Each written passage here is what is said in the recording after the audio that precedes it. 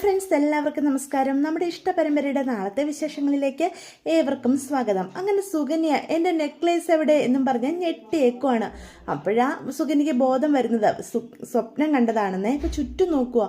ഹോ, അത് സ്വപ്നമായിരുന്നോ? ശരിക്കും യാഥാർത്ഥ്യത്തിൽ നടക്കുന്ന പോലെ എനിക്ക് തോന്നിയത്. അയ്യോ, അങ്ങനെയൊക്കെ ഒരു അവസ്ഥ ഉണ്ടാവുമായിരുന്നെങ്കിൽ ഈ സുകന്യ എങ്ങനെ ജീവിച്ചേനെ എന്നൊക്കെ ആലോചിക്കാണ് കേട്ടോ. എന്തായാലും ഇത് സ്വപ്നം യാഥാർത്ഥ്യമാക്കണം. ധർമ്മേട്ടനെ കൊണ്ട് ഒരു ബിസിനസ്സുകാരനാക്കി മാറ്റണം. എന്നിട്ട് ധർമ്മൻ്റെ എല്ലാ വിജയത്തിനും പിന്നിൽ ഈ സുകന്യയാണെന്ന് പറയിപ്പിക്കും ഞാൻ. അത് കഴിഞ്ഞ് ലക്ഷറി ലൈഫായിരിക്കും ഞാൻ ജീവിക്കാൻ പോകുന്നത്. അതിനെന്തായാലും ദേവിയുടെ അച്ഛനെയും അമ്മേനെയും സോപ്പിട്ട് നിർത്തുന്നത് തന്നെയാണ് നല്ലത്. അവരെന്തായാലും ഇങ്ങോട്ട് വരുവാണെങ്കിൽ അവരെ ഒന്ന് പരിചയപ്പെട്ട് വെക്കായിരുന്നു. എന്തെങ്കിലുമൊക്കെ സഹായം അവരിൽ നിന്ന് നമുക്ക് മേടിക്കുകയും ചെയ്യാം. അതിനെന്താ ചെയ്യേണ്ടതെന്ന് ആദ്യം ഒന്ന് നോക്കട്ടെ. ആ ദേവിയോട് ഇനി കുറച്ച് സ്നേഹത്തോടെയൊക്കെ പെരുമാറണം എന്നൊക്കെ സുകന്യ മനസ്സിൽ വിചാരിക്കുകയാണ് കേട്ടോ. അപ്പോൾ സുകന്യയുടെ ഈ കാറിന്ന് ഒച്ച കേട്ട് കഴിയുമ്പോഴത്തേക്കും ധർമ്മനും അങ്ങോട്ട് ഓടി വരിക. എന്നാ സുകന്യ, എന്താ ഇവിടെ ഒരു സൗണ്ട് കേട്ടെ എന്നൊക്കെ ചോദിക്കുക. ഏയ് അതൊന്നുമില്ല, ഞാനൊന്ന് വീണതാ എന്ന് പറയാം. വീഴാനോ? നിനക്കെന്താ, സൂക്ഷിച്ച് നടന്നൂടെ? ഏയ് നടന്നതൊന്നുമല്ല, ഞാൻ സ്വപ്നം കണ്ട് ഞെട്ടി എഴുന്നേറ്റതാ എന്ന് അപ്പം സുകന്യ പറയും. എന്തായിരിക്കും ഇത്രയും വലിയ സ്വപ്നം? ഞാൻ എൻ്റെ സ്വപ്നങ്ങൾ പറഞ്ഞാൽ ധർമ്മേട്ടൻ ഞെട്ടിപ്പോകും. അതന്നെ ഇത്രയ്ക്കും വലിയ സ്വപ്നം നീ കണ്ടത് എന്നപ്പോൾ ധർമ്മൻ ചോദിക്കും. ഓ, ധർമ്മേട്ടനൊരു വലിയ കോടീശ്വരനാകുന്നത്, ഞാനും ധർമ്മേട്ടനും കൂടി നമ്മുടെ BMW കാറിൽ വന്നിറങ്ങുന്നത്, എനിക്ക് ബർത്ത്ഡേ ഗിഫ്റ്റായിട്ട് 5 കോടി രൂപയുടെ ഡയമണ്ട് നെക്ലേസാ ധർമ്മേട്ടൻ തന്നത്. ഇതൊക്കെയാണ് ഞാൻ സ്വപ്നം കണ്ടത്. ഓ എൻ്റെ സുകന്യെ, എന്നെക്കൊണ്ട് താങ്ങാൻ പറ്റുന്ന സ്വപ്നങ്ങളൊക്കെ വേണ്ടേ നീ കാണാൻ? ഇത് കുറച്ച് കടന്ന കൈയായി പോയില്ലേ? എന്തോന്ന് കടന്ന കൈ? ഇങ്ങനെ ഒരു ലൈഫാണ് ഞാൻ ആഗ്രഹിക്കുന്നത്. എന്തായാലും അത് നമുക്ക് നേടിയെടുക്കണം എന്നൊക്കെ സുകന്യ പറയാണ് കേട്ടോ. ഇനിയും അവിടെ നിന്ന് കഴിഞ്ഞാൽ സുകന്യ കൂടുതൽ കാര്യങ്ങൾ പറഞ്ഞ് പ്രശ്നം വഷളാക്കുമെന്ന് അറിയാവുന്നത് കൊണ്ട് ധർമ്മൻ പെട്ടെന്ന് തന്നെ അവിടെ നിന്ന് പോവാം. അതേസമയം നമ്മുടെ ഉദയഭാനു ശ്രീകലയും കൂടി ദേവിയെ കാണാൻ തന്നെ പോകാൻ തീരുമാനിക്കുകയാണ് കേട്ടോ.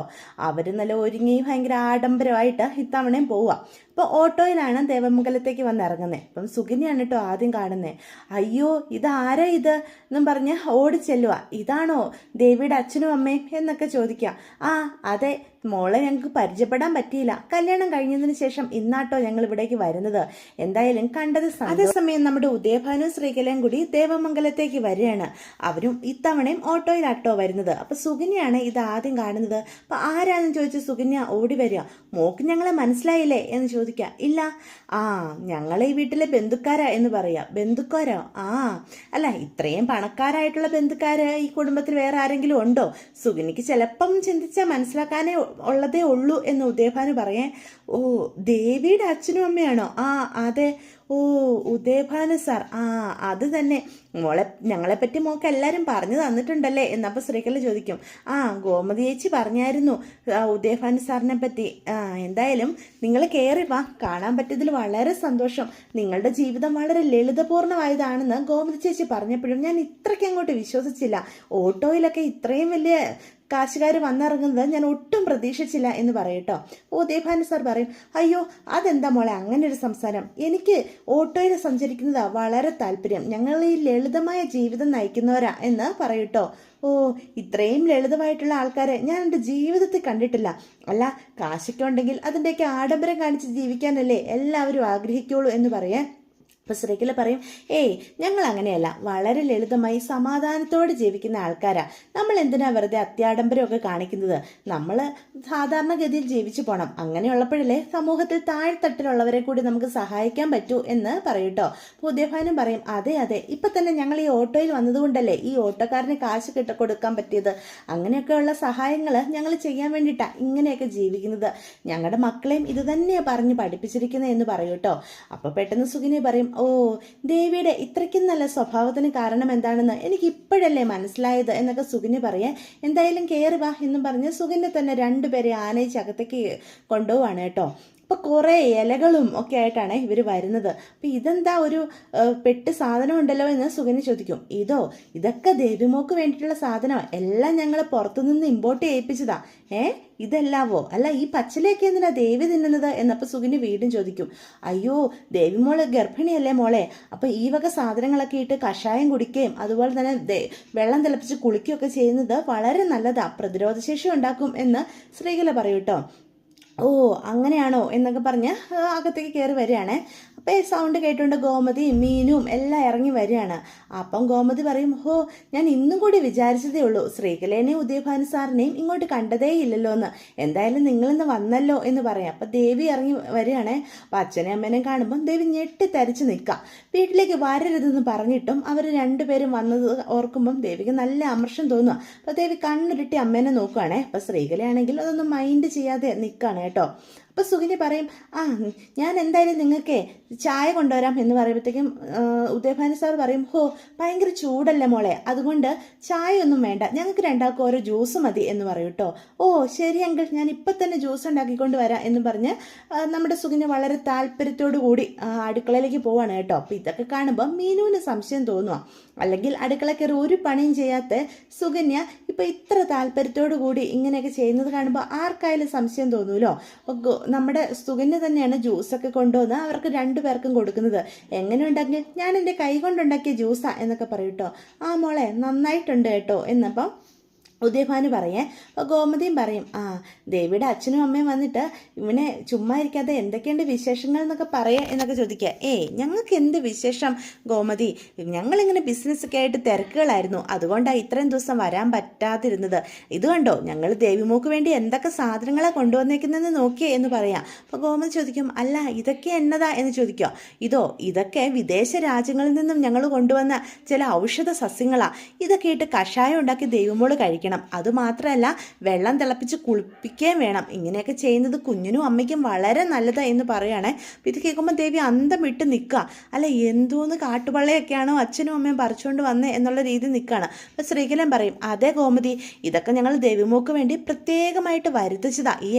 ഈ സസ്യങ്ങളുടെയൊക്കെ വില വളരെ കൂടുതലാണ് എന്ന് പറയാം. അപ്പം സുകന്യ ചോദിക്കും, ഭയങ്കര വിലയുള്ള സസ്യങ്ങളോ? അതെ, ഈ ഇരിക്കുന്ന ഒരു ചെടിക്ക് തന്നെ 10,000 രൂപയാണ്. അത്രയും രൂപ കൊടുത്ത് ഞാൻ വാങ്ങിയതാ. ഈ കാട്ടുപള്ളിക്ക് 10,000 രൂപ വിലയോ എന്നപ്പം സുകന്യ വീണ്ടും ചോദിക്കും കേട്ടോ. മോളെ കാട്ടുപള്ളിയൊന്നുമല്ല, ഇതൊക്കെ ഔഷധ സസ്യങ്ങളാണ്, വലിയ സ്ഥലങ്ങളിൽ നിന്നൊക്കെ ഞങ്ങൾ മേടിച്ചുകൊണ്ട് വന്നതാ എന്നൊക്കെ പറയും കേട്ടോ. അപ്പോൾ പെട്ടെന്ന് മീനാക്ഷി ചോദിക്കും, അതെങ്ങനെയാണ് ഫ്ലൈറ്റിൽ അതിന് പ്ലാന്റ്സ് ഒക്കെ കൊണ്ടുവരാൻ പറ്റുമോ എന്ന് ചോദിക്കേ.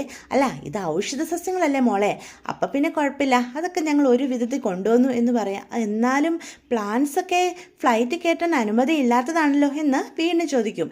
അല്ല അതൊക്കെ ഞങ്ങൾ ഒരു വിധത്തിൽ ശരിയാക്കി എന്നും പറഞ്ഞ് രണ്ടുപേരോട് തപ്പി തടയും കേട്ടോ. അപ്പോഴത്തേക്കും ഉദയഭാനു പറയും, അതൊക്കെ അങ്കിളിന് നിസ്സാരമാണെന്ന് മീനുമോക്ക് ഇതുവരെ മനസ്സിലായില്ലേ, ഇതൊക്കെ മോൾക്ക് സംശയദൃഷ്ടിയായിട്ട് ചിന്തിക്കുന്നത് കൊണ്ടാണ്. നമ്മൾ കാശറിഞ്ഞ് സാധിക്കാത്തതായിട്ട് എന്താ ഈ ലോകത്തുള്ളത്, അതൊക്കെ നിസ്സാരമാന്നേ, ഈ ഉദയഭാനു പറഞ്ഞാൽ എന്തും നടക്കും എന്നൊക്കെ പറഞ്ഞ് ഭയങ്കരമായിട്ട് പൊങ്ങച്ചം പറഞ്ഞുകൊണ്ടിരിക്കുക. അപ്പോൾ പെട്ടെന്ന് നമ്മുടെ ദേവിയാണെങ്കിൽ അച്ഛനെയും അമ്മേനെയും കണ്ണുരുട്ടി നോക്കും, ഓരോരോ മണ്ടത്തരങ്ങൾ ചെയ്ത് കൂട്ടുവാണല്ലോ എന്നുള്ള രീതിയിൽ കേട്ടോ. അപ്പോൾ നമ്മുടെ സുകന്യ പറയും, അയ്യോ ഞാൻ നിങ്ങളെ രണ്ടുപേരും പരിചയപ്പെടാൻ തന്നെ ഇരിക്കുമായിരുന്നു എന്ന് പറയൂട്ടോ. അതേ മോളെ എന്ന് അപ്പം ഉദയഭാനു ചോദിക്കും. അതെ ദേവിയുടെ വീട്ടുകാരെ ഇത്രയ്ക്കും റിച്ചായിരിക്കുന്നു ഞാൻ ഒട്ടും കരുതിയില്ല. അല്ല ദേവിയെ കണ്ട അങ്ങനെ പറയത്തില്ലല്ലോ എന്ന് പറയേ. അപ്പം ശ്രീകല പറയും, അതങ്ങനെയാണ് ദേവി മോളെ ഞങ്ങൾ അത്രയ്ക്ക് ലാളിത്യത്തിലാണ് വളർത്തിയത്, അതുകൊണ്ടാണ് അവൾ ഇങ്ങനെ മിതയത്തോടെ പെരുമാറുന്നേ എന്ന് പറയൂട്ടോ. എന്തായാലും ദേവിയുടെ അച്ഛനെയും അമ്മേനെയും കണ്ടതിൽ ഒരുപാട് സന്തോഷമുണ്ട്. ഇത്രയും കോടീശ്വരരായിട്ടുള്ള ബന്ധുക്കളൊക്കെ ഉണ്ടെന്ന് പറയുന്നത് നമുക്കൊരു അഭിമാനമല്ലേ എന്ന് പറയാം. സുകന്യയ്ക്കും കാര്യങ്ങളൊക്കെ മനസ്സിലായല്ലോ എന്ന് ചോദിക്കാം. അതെ എൻ്റെ അച്ഛൻ നല്ലൊരു വലിയ ബിസിനസ്സുകാരനാണ് എന്നപ്പോൾ സുകന്യയും പറയേ. മോളുടെ വീട്ടുകാരെ ഒന്നും അന്ന് പരിചയപ്പെടാൻ പറ്റിയില്ല, എല്ലാവരും ഇവിടെ വന്നിരുന്നോ എന്ന് ചോദിക്കുക. അതങ്കിൾ അവരൊക്കെ അങ്ങ് പുറത്താ എന്ന് പെട്ടെന്ന് പറയും. എൻ്റെ ബന്ധുവായിട്ടിപ്പോൾ രാജശ്രീ ചേച്ചി മാത്രമേ ഇവിടെ അടുത്തുള്ളൂ. കൃഷ്ണമംഗലത്തെ അച്യുതൻ്റെ ഭാര്യ രാജശ്രീ അല്ലേ? എനിക്കറിയാം എന്ന് അപ്പോൾ ശ്രീകലയും ഉദയഭാനും കൂടി പറയാം. അവിടെ മാത്രമേ എനിക്കിപ്പോൾ ബന്ധുക്കളായിട്ടുള്ളൂ, ബാക്കിയുള്ളവരൊക്കെ അങ്ങ് കാനഡയിലും സ്വിറ്റ്സർലൻഡിലും ഒക്കെ ആയിട്ടാണ് നിൽക്കുന്നത് എന്ന് പറയാണ്. ഞാനന്ന് അങ്ങനെയൊക്കെ ചെയ്തതുകൊണ്ട് ധർമ്മന് ചേട്ടൻ്റെ കല്യാണം നടന്നു, അങ്കിളിന് കാര്യങ്ങളൊക്കെ അറിയാലോ എന്ന് ചോദിക്കുക. അറിയാം എന്ന് അപ്പം നമ്മുടെ ഉദയഭാനും പറയാണ് കേട്ടോ. അപ്പം മീനാക്ഷി ചോദിക്കും, അല്ല ഇവിടെ എന്താ ഒരു മണം, വല്ലാത്തൊരു സ്മെല്ല് വരുന്നുണ്ടല്ലോ എന്ന് ചോദിക്കേ. അപ്പം എല്ലാവരും അത് ശ്രദ്ധിക്കും. അപ്പം നമ്മുടെ ദേവി നോക്കും, ശരിയാണല്ലോ, അങ്കിള് കൊണ്ടുവന്ന ആ സസ്യങ്ങളുടെ മണമാണെന്നാണ് എനിക്ക് തോന്നുന്നത്, എന്തോ വല്ലാത്തൊരു മണം വരുന്നുണ്ട്. അയ്യോ മോളെ അതാ ചെടിയുടെ തന്നെ മണമാണ്, പക്ഷെ അത് ഔഷധ സസ്യമല്ലേ, അതുകൊണ്ടാണ് ആ മണം വരുന്നത്, മണമൊന്നും കാര്യമാക്കണ്ട, ഗുണം വളരെ ഏറെയാണ്, നമ്മൾ ഗുണം മാത്രം നോക്കിയാൽ മതിയല്ലോ എന്നൊക്കെ പറഞ്ഞ് മീനുവിൻ്റെ വായ അടപ്പിക്കും കേട്ടോ. അപ്പോൾ കൂടുതലൊന്നും പറയാനില്ലാതെ മീനും അവിടെ നിൽക്കുവേ. അതിന് അതിനുശേഷം നമ്മുടെ ശ്രീകലയാണെങ്കിൽ ദേവിനെ കൂട്ടിക്കൊണ്ട് അകത്തേക്ക് പോവാം. അപ്പം ദേവി ചോദിക്കും, അച്ഛനോടും അമ്മയോടും ഞാൻ എന്താ പറഞ്ഞേ? എന്തെങ്കിലും കള്ളം പറഞ്ഞ് ഇങ്ങോട്ട് വരാതിരിക്കണമെന്നല്ലേ? നിങ്ങൾക്ക് എന്തെങ്കിലും തിരക്കുണ്ടെന്ന് പറഞ്ഞ് ഒഴിയാൻ മേലായിരുന്നോ എന്ന് ചോദിക്കുക. ദേ പെണ്ണെ, നിന്നെ ഒന്ന് കാണാൻ വേണ്ടി എൻ്റെ കണ്ണ് തുടിക്കുമായിരുന്നു. മോള് ഗർഭിണിയാണെന്ന് അറിഞ്ഞിട്ട് ഒരച്ഛനും അമ്മയ്ക്കും മനസ്സമാധാനത്തോടെ എങ്ങനെ അവളെ കാണാതെ നിൽക്കാൻ പറ്റും? അതുകൊണ്ടല്ലേ ഞങ്ങൾ ഓടി വന്നത് എന്ന് ചോദിക്കുക. ഇവിടുത്തെ കാര്യങ്ങളൊക്കെ ഇപ്പം തന്നെ മനസ്സിലായല്ലോ. ഇവിടെയുള്ള ബാക്കിയുള്ളവരെ പോലെയൊന്നും അല്ല. സുകന്യേച്ചി ഇച്ചിരി പ്രശ്നക്കാരിയാണ്. എന്തെങ്കിലും സംശയം തോന്നിയാലേ എല്ലാ കള്ളത്തരങ്ങളും പൊളിച്ചടുക്കി കൈ തരും. വേണമെങ്കിൽ അത് വെച്ച് നമ്മളെ ബ്ലാക്ക് മെയിലും ചെയ്യും. ഇച്ചിരി പൊങ്ങച്ചക്കാരിയായിട്ട് എനിക്ക് തോന്നി, അല്ലാതെ വേറെ പ്രശ്നമൊന്നും എനിക്ക് തോന്നുന്നില്ലല്ലോ. നീ പറഞ്ഞ അത്ര പ്രശ്നക്കാരിയായിട്ടൊന്നും എനിക്ക് തോന്നുന്നില്ല എന്ന് ശ്രീകല പറയും. അതമ്മയ്ക്ക് അറിയാഞ്ഞിട്ടാ. നമ്മളെപ്പറ്റി എന്തെങ്കിലും സംശയം തോന്നിയാ അതോടെ തീർന്നു. ഇനി ഇടയ്ക്കിടയ്ക്കുള്ള ഇങ്ങോട്ടുള്ള വരവൊന്നും വേണ്ട. എങ്ങനെയെങ്കിലും ഞാൻ അങ്ങോട്ട് വരാൻ നോക്കാം എന്നൊക്കെ നമ്മുടെ ദേവി പറയൂട്ടോ. മോളെ, നീ നന്നായിട്ട് ശ്രദ്ധിക്കണം. എന്തായാലും നമ്മൾ അന്നൊരു കള്ളം പറഞ്ഞതാണെങ്കിലും അത് യഥാർത്ഥത്തിൽ സത്യമായില്ലേ? നമ്മുടെ കൂടെ ദൈവം ഉണ്ട് മോളെ. അതുകൊണ്ട് നമുക്കൊരു പ്രശ്നവും വരത്തില്ല. ഇനിയും നമ്മൾ എങ്ങനെയെങ്കിലൊക്കെ പിടിച്ചു നിൽക്കും. നമ്മളിതാക്കൊന്നും ആരെ ദ്രോഹിക്കാൻ വേണ്ടി ചെയ്യുന്നതല്ലല്ലോ, നിലനിൽപ്പിന് വേണ്ടിയല്ലേ എന്നൊക്കെ അപ്പം പറയൂട്ടോ നമ്മുടെ ശ്രീകല. അത് കേൾക്കുമ്പോൾ ദേവിക്കും സങ്കടമാവേ. അപ്പം ഇതൊക്കെയാണ് നാളത്തെ വിശേഷങ്ങൾ. അപ്പോൾ വീഡിയോ ഇഷ്ടപ്പെട്ടുവെങ്കിൽ ചാനൽ സബ്സ്ക്രൈബ് ചെയ്യാനും ലൈക്ക് ചെയ്യാനും മറക്കരുതേ. അപ്പോൾ